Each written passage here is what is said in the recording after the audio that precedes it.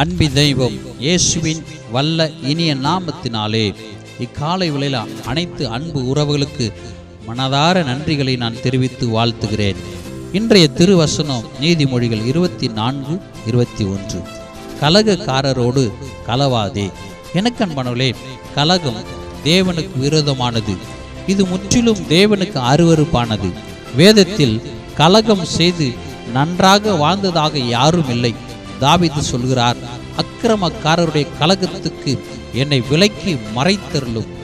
எதற்கும் அஞ்சாதவர் கலகத்துக்கு பயந்து, ஆண்டவரே இந்த கலகங்களுக்கு விலக்கி காத்திருளும் என்று சொல்கிறதை பார்க்கிறோம். வேதத்தில் கலகம் செய்கிறவர்கள் துஷ்டன் என்று பெயர். துஷ்டன் கலகத்தையே தேடுகிறான். அவன் எண்ணமும் ஏக்கமும் தவிப்பும் எப்படியாகிலும் கலகத்தை விதைக்க வேண்டும், யாராகிலும் கிடைப்பார்களா என்று பார்ப்பான். கலகம் செய்கிற ஆவி பரிசுத்த ஆவியை விசனப்படுத்துகிறது என்று வேதம் சொல்லுகிறது. சில ஊர்களில் சில வீடுகளில் பெயர் கலக வீட்டார், கலகக்காரி, கலகக்காரன் என்று பட்ட பெயர் உண்டு.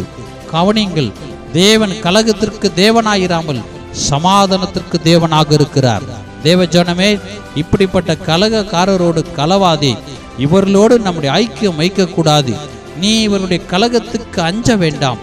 நெரிஞ்சல்களுக்கும் முள்ளுகளுக்குள்ளும் நீ தங்கி இருந்தாலும், நீ தேள்களுக்குள் வாசம் பண்ணினாலும் இவர்களுக்கு பயப்படாதே.